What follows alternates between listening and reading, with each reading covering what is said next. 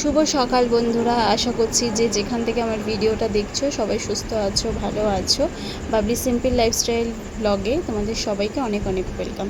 দেখো, আজকে একটা নতুন দিনের ভিডিও নিয়ে এসেছি। আর আমার এই ছোট্ট মেয়ে আজকে সকালবেলা উঠে ও কিন্তু সমস্ত কাজই করতে শুরু করে দিয়েছে। ও কিন্তু কেউ কিছু বলেনি, তাও কিন্তু ও বিছানাগুলো গুছিয়েছে। ও টেবিলটা যেরকম পেরেছে সেরকমভাবে গুছিয়েছে। আমি আসলে রান্নাঘরের বাসন মাজা এই সমস্ত কাজগুলো করছিলাম, এসে দেখি ও এরকম করে আমাকে বলছে। তা আমিও দেখলাম যে ভালোই হয়েছে, তাই একটু তোমাদেরকেও দেখা। ফাইনালি এখন আমি স্নান করে চলে এসেছি। ঘর দুয়ার পুরো একদম পরিষ্কার করে ক্লিন করে নিয়েছি। ঠিক আছে, মানে সকালের বাসি কাজ পুরো কমপ্লিট। এখন বাজে হচ্ছে 10টা।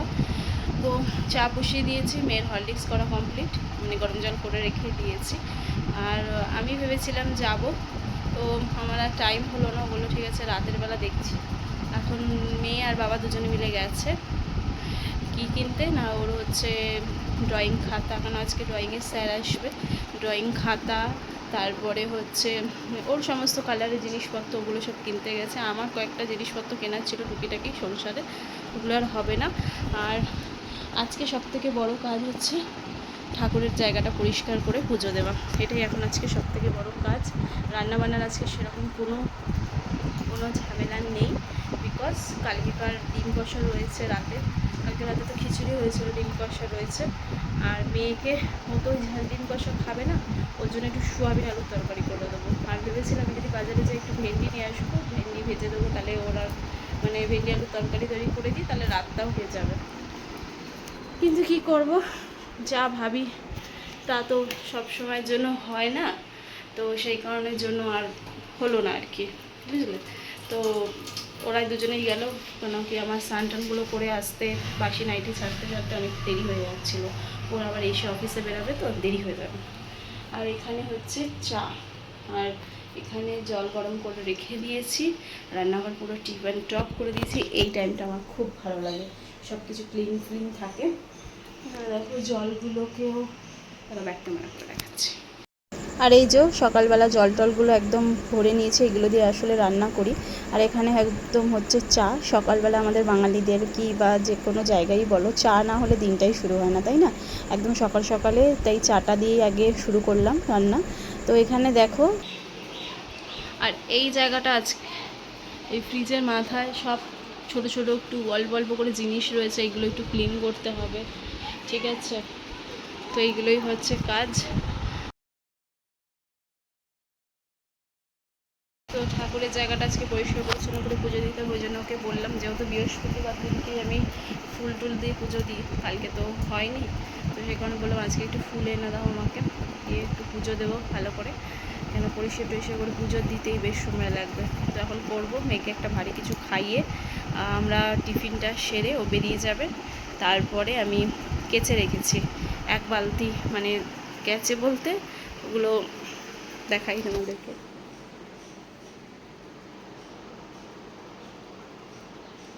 মানে কালকে যেহেতু খুব বৃষ্টি হয়েছে, তাই ভিজেছিল, জল ধোয়া করে রেখেছি, ওগুলো মেলতে যাবো। কারণ এখন তাড়াহুড়ো করে গিয়ে লাভ নেই, কেন ছাদে গেলে যা জামা কাপড় আছে মেলতে মিনিমাম 10 মিনিট তো লাগবেই। তো এই সমস্ত করতে সময় লাগবে, ও বেরিয়ে যাক, ধীরে সুস্থে কাজ করবো। আমার মেয়েকে ড্রয়িং নিয়ে বসাতে হবে, তো অনেকগুলো কাজ আছে একসাথে। ঠিক আছে, তো দেখি কতদূর কী করতে পারি। আমি ভেবেছিলাম ও যদি না যায় তাহলে আমিই যাবো মার্কেটের দিকে, ফুল টুলগুলো নিয়ে আসবো। তো বললো আমি চলে যাচ্ছি। আসলে কি বলো তো, রাস্তার দিকটা খুব কাদা, মেয়েকে নিয়ে যাওয়াটা খুব ডিফিকাল্ট, আর দুবার রিক্সা করে যাওয়াটাও পসিবল না, মানে খুবই কাদা। ওকে নিয়ে যাওয়া মানে কাদার মধ্যে কাদা ফাদা দেখে আসবো। আমি একা গেলে কি বেঁচে বেঁচে রাস্তা দিয়ে চলে গেলাম, ওকে নিয়ে গেলে খুব মুশকিল, তো ওরা গাড়ি করে গিয়েছে, এগুলোই চলে আসবে। চলো টিফিন খেয়ে দেখা হচ্ছে। দেখো, এখানে গিয়ে আমার মেয়ে আর হাজব্যান্ড দুজনেই গেছিলো বাজারে ওদের টুকটাক জিনিসপত্র কিনতে। তো সকালের ব্রেকফাস্টটা, টিফিনটা আজকে এই দিয়ে আমরা সেরেছি। কচুরি নাকি ও বায়না করেছে খাবে বলে, তো সে কারণের জন্য ওর বাবা এনে দিয়েছে। আর এই যে প্রয়োজনীয় সামগ্রী যেগুলো ছিল, ড্রয়িং কপি একটা বাড়ির জন্য এনে দিয়েছে, আর একটা স্যারের কাছে করবে সেই এনে দিয়েছে। আর বেঙ্গলি খাতাটা শেষ হয়ে গেছিলো, সেই জন্য আমি একটা বেঙ্গলি খাতা আনতে বলেছিলাম। আর টুকিটাকি যা যা ড্রয়িং করার জন্য জিনিসপত্র লাগে সেগুলো এনেছে, সেগুলো মনে হয় ওই দিকে রেখেছে। আর তোমাদের সেজন্য জন্য দেখাতে পারলাম না। আর আমি এটা উল্টে পাল্টে ভালো করে দেখছিলাম, তার কারণ হচ্ছে পেজের কোয়ালিটিটা দেখছিলাম। কেন বলো তো, যে কোনো বাচ্চাই বলো বা ড্রয়িং করতে গেলে না পেজের কোয়ালিটিটা সবসময় ভালো হওয়া দরকার, না হলে মানে আঁকতে গেলে খুব অসুবিধা হয়। আমি নিজেও তো আগে ড্রয়িং করতাম, সেই কারণের জন্য এই ব্যাপারগুলো আমি বুঝি। তো আমি ভালো করে ওই জন্যই পেজটা উল্টে পাল্টে একবার দেখে নিচ্ছি যে কোয়ালিটিটা কত ভালো, সেই কারণের জন্য। তো স্যার এবার বলেছে ওকে একটু বড় সাইজের খাতা দিতে, সেই জন্যই বড় সাইজের খাতাটা ওকে এনে দেওয়া হয়েছে, যাতে ও স্যারের কাছে এটা মানে করতে পারে। আর এই যে খাতাটা একটা ছোটো টাইপসের দেখলে, সেটা হচ্ছে ও বাড়িতে নিজে প্র্যাকটিস করবে। তো দেখো তোমাদেরকে একটা জিনিস দেখাচ্ছি, ফ্রিজটার মধ্যে কত পরিমাণে ধুলো পড়েছে। তো তোমাদের তো সকালে বললামই যে আজকে ফ্রিজের এইখানটা ভালো করে ক্লিন করতে হবে। একদিন ছাড়া ছাড়া আমি পরিষ্কার করি, কিন্তু এবারে কাজের চাপে 3 দিন হয়তো হয়েছে যে করা হয়নি। তার মধ্যে দেখো এত ধুলো যে কোথা থেকে জমা হয় আমি না বুঝতে পারি না। মানে প্রতিটা জিনিসই ভালো করে রোজই মুছলে হয় আর কি। আসলে রাস্তার ধারে ঘর, সেই জন্যই হয়তো হয়। আর এই টাইমে দেখো আমি ছাদে এসে জামাকাপড়গুলো মেলছিলাম, আমার মেয়েও সাথে করে পরে এসছে আর কি ফোনের পাসওয়ার্ডটা খুলে দেওয়ার জন্য, তাই তোমাদের সাথে এটা শেয়ার করলাম। আর একদম আমি এখন ঘেমে নিয়ে রোদে একাকার অবস্থা আর কি। বন্ধুরা এখন আমি সব ছাদে জামাকাপড় মেলে টেলে দিয়ে এসে এখন পড়তে বসিয়েছি। দেখো এখন এখানে বই খোলা হচ্ছে, পড়তে বসেছে পড়তে বসেছে। এখন প্রচুর কাজ পড়ে রয়েছে, কিন্তু যেহেতু কালকে রাতেও পড়তে বসিয়ে আমি ভাবলাম আগে একটুখানি পড়তে বসিয়ে নিই। চুল ফুলগুলো পুরো পাগলি মতন অবস্থায় রয়েছে, আগে একটু পড়তে বসুক, পড়া হয়ে যায়, তারপরে বাকি কাজ করবো। ফ্রিজ মুছবো, চালটা ভিজিয়ে দিয়ে এসেছি, ভাত হতে খুব বেশিক্ষণ সময় লাগবে না।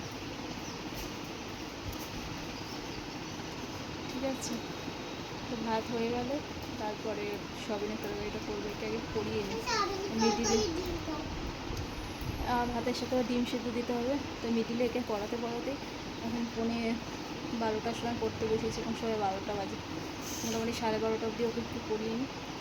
পড়ানোর পরে ও ড্রয়িং ফ্রয়িং করবে, বিছানা ঝেড়ে তারপর বাকি কাজে হাত দেবো। তো এখন দেখো এই যে বালতিগুলো একটু স্কচব্রাইট দিয়ে ভালো করে মেজে পরিষ্কার করে নিচ্ছি। আসলে জলের এত আয়রন না, সে কারণের জন্য একটা চওড়া দেখে দেখো সাদা কালারের এই যেগুলো দেখছো এগুলো কিন্তু আয়রন, এগুলো আর কি বাথরুমে ইউজ হয় এই বালতিটা একদম থাকে। আর একটা যেটা বালতি দেখাবো ওটা আমরা মানে নিয়ে কাচাকুচি মেলে টেলে আবার ঘরে রেখে দিই আর কি। আসলে বাথরুমের মধ্যে এত বালতি রাখা সম্ভব হয় না, তাই ভাবলাম আজকে একটু স্কচব্রাইট দিয়ে ভালো করে পরিষ্কার করে দিই। দেখো পুরোই সাদা সাদা যেগুলো পুরো আয়রনের চর হয়ে গেছে। আর পেয়ারা কাটতে গিয়ে আমার হাতটা একটু কেটে গেছিলো, ওই জন্য আমি খুব চেপে মাজতেও পারছি না। আবার অনেকে বলে কি অ্যাসিড দিয়ে নাকি পরিষ্কার করলে খুব ভালো পরিষ্কার হয়, কিন্তু আমার না অ্যাসিডটা দিয়ে এই সমস্ত জিনিসগুলো পরিষ্কার করতে খুব ভয় লাগে, ওই জন্য আমি অ্যাসিড দিয়ে করার রিস্ক নিই না। স্কচব্রাইট দিয়েই আমি চেপে চেপে যতটা পারলাম ততটা আয়রনগুলো তোলার চেষ্টা করলাম। আর বালতিগুলো ভালো করে মেজে দিতে না একদম চকচকে হয়ে গেছে, অনেকটা তোলার চেষ্টা করলাম আর কি। আর এই পাশের যে মগটা দেখছো ওটা আমি এখন পরিষ্কার করলাম না, কেন মগটা চেঞ্জ করব। মগটার দেখো হ্যান্ডেলটা ভেঙে গেছে, ইউজ করতে করতে অনেক দিনই হয়েছে। তো রাস্তা দিকে বেরালে মনে থাকলে একটা মগও নিয়ে আসতে হবে মনে করে। আসলে বেরাই কী বলো তো, সব সময়ের জন্য না মনে থাকে না যে এইটা আনতে হবে সেটা আনতে হবে, যাই হয়তো তাড়াহুড়ো করে যেটা তৎক্ষণাৎ মনে পড়লো সেটা নিয়ে নিলাম, বা দরকারি জিনিসপত্র নিয়ে চলে এলাম। এই সমস্ত খুঁটিনাটি জিনিসপত্র আর মনে থাকে না, কিন্তু দেখি মনে করে যেতে হবে। আর দেখো বিছানার চাদরটাও আজকে তুলে দিয়েছি। এখন ঘড়িতে বাজে হচ্ছে 3টে, আর এখন আমার কাজ বাকি আছে শুধু ঘরটা মুছবো, স্নানটা করে জাস্ট পুজোটা দেবো। আমার দেরি হয়ে গেল, কোথায় ভেবেছিলাম আজকের দিনে একটু তাড়াতাড়ি সকাল সকাল পুজো দেবো। এখন জাস্ট আমি স্নানটা করবো, স্নানটা করে পুজোটা দেবো। দেরি হয়ে গেল অনেকটাই। তো মেয়েকে দিয়ে এলাম ওই বাড়িতে, ও মায়না করছিল, কালকে আসলে সারাদিন যেতে পারিনি, বৃষ্টি হচ্ছিলো, জল জমে গেছিলো বলে। এখন আমি সমস্ত কাজবাজ কমপ্লিট, রান্নাঘর ক্লিন করে নিয়েছি। এখন আর ক্যামেরা অন করে কিচ্ছু কাজ করবো না, এখন ঝমাঝম ঘরটা মুছবো, দিয়ে পরে স্নানটা করবো। ঠিক আছে, চলো আসছি। তো বন্ধুরা দেখো পুজো দিয়ে দিয়েছি, আর আজকে পুজো একদম পুরো ঠাকুরের সমস্ত কাপড় চোপড় ধুয়ে পরিষ্কার করে পুজো দিতে অনেকটাই সময় লেগে গেছে। সব ঠাকুরেরকেই মোটামুটি যতটা পেরেছি আমি মালা দিয়ে দিয়েছি। আর জবা ফুলের মালাটা না একটু কেমন হয়ে গেছিলো, অনেকটা মানে বেলার দিকে আমি পুজোটা দিলাম, সেই কারণের জন্য আর কি। দেখো ঠাকুরকে পুজো দিয়ে দিয়েছি। আর এখন এতক্ষণ অনেকটা পাখা বন্ধ ছিল, তাই আমি পুরো ঘেমে নিয়ে একাকার অবস্থা। মানে এত কাজ একটানা করলাম, দিয়ে কি বলবো, সব কাজ বাজ সেরে না। এখন শুধু দেখো ওখানে কটা, আর এই চেয়ারের ওপর, আর চাদরটা আমার এখন পাততে আর শরীরে ধৈর্য কোলাচ্ছে না, এত কষ্ট হচ্ছে। সারাটা দুপুর ধরে আছে, খাওয়া নেই দাওয়া নেই, মানে মেয়েকে ভাত খাওয়াতে বসে অল্প কটা ভাতও খাইনি, ওই 2-3 গাল মতন হবে, ওটাই আমি খেয়ে নিয়েছিলাম। দিয়ে একটা দরকারি কাজে আমাকে যেতে হয়েছিল, দিয়ে তারপরে হচ্ছে তখন তোমাদের সাথে তো ডিটেলসে বলিনি, দরকারি কাজটায় যেতে হয়েছিল। আসার পরে তারপর ওখান থেকে তার আগে মেয়েকে ওর মামা বাড়িতে দিয়ে আমি গেছিলাম কাজটা মেয়েটাতে, দিয়ে এসে এখানে এখন হচ্ছে কাজ বাজগুলো সমস্ত সেরে, আজকে তো পুজো দিতে অনেক সময় লাগলো, সব কিছু করে ধরে এখনও ঠাকুরের দেখো লাইটটা জ্বালানো হয়নি, জ্বালাতে হবে। দিয়ে আমি এবার একটু রেস্ট নেবো। একটা আমার এত জোর খিদে পেয়েছে মানে ভাবনার বাইরে। তো একটা ঠাকুরকে পুজো দিয়েছিলাম, ওই একটা ঠাকুরের মিষ্টি লাড্ডু ওইটা খাবো, খেয়ে আমি জাস্ট একটু শোবো বিছানায়। আমি আর পারছি না এতক্ষণ ধরে, দিয়ে দেখি যদি পারি চাদরটা পেতে অন্তত শোবো, কেন এইভাবে পরশুতে না আমার পক্ষে শোয়া একদম সম্ভব হয় না। তো চাদরটা পেতে তারপর একটু শোবো। আর এই কটা জামা কাপড় এখন আবার তুলে নিয়ে আসলাম, দিয়ে আর ভাঁজ করে রাখতে ইচ্ছা করছে না। শোকেসে আগেরগুলো সব কেচে কুচে, মানে যেগুলো শুকিয়ে গেছে ওগুলো তো ধুয়ে শুকনো হয়ে গেছে, ওইগুলো সব কী বলবো বুঝতে পারছি না, কথা জড়িয়ে যাচ্ছে। তো ওগুলো সব ভাঁজ করে গুছিয়ে শোকেসে রাখলাম। আর এইগুলো যেগুলো একটু আগে তুলে নিয়ে এলাম সেগুলো, তার মধ্যে শুধু মেয়ের ওই প্যান্টটা একটু ভিজে আছে, ওখানটা মেলে দিয়েছি।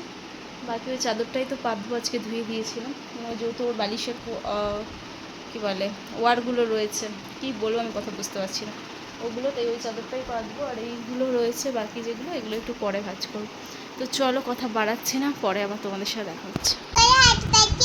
করেছি চোখ বন্ধ, এই তো চোখ বন্ধ করেছি। কি আছে এটা মা? 1 2 লেস গাড়ি, কি লেখা দেখো, বাবা বাও, আই লাভ ইউ টু। এই গাড়িগুলো নিয়ে এসছো, আমি খেলবো, এই বড় হয়ে তুমি একটা গাড়ি কিনবে, তুমি আর আমি সেই গাড়ি করে চড়ে ঘুরতে যাবো, ঠিক আছে? আচ্ছা ঠিক আছে, পড়তে বসতে হবে। তো বন্ধুরা এখন হচ্ছে একটু শুয়েছিলাম, এই উঠলাম, চুলটুলগুলো খুলে রেখেছি কেন ভিজে। আর এই মানে এখন না মানে কালকে থেকেই রাত্রি থেকে একটু শরীরটা খারাপ খারাপ লাগছিলো। তো আজকে বেলা হয়ে গেল, যেহেতু অনেকটা দেরিতে স্নান করলাম না, সেই কারণের জন্য এখন শরীরটা খুবই খারাপ লাগছে, নাকটাগুলো ধরে গেছে। আর মেয়েই এলো আর কি, আমি একটু শুয়েছিলাম। আর ঠাকুর ওখানে লাগো লাইটটা জ্বালিয়ে দিয়েছি, শুয়েছিলাম, চাদরটা বিছানার পেতে নিয়েছি। আর ভালো লাগছে না, মাথাটা খুব টিস টিস টিস টিস করে যন্ত্রণা করছে। রাতে সেরকম কিছু রান্নাবান্না নেই, হয়তো মেয়ে নিয়ে এলো ওগুলো। আর দুপুরে যেহেতু সেরকম কিছু খাওয়া দাওয়া করিনি।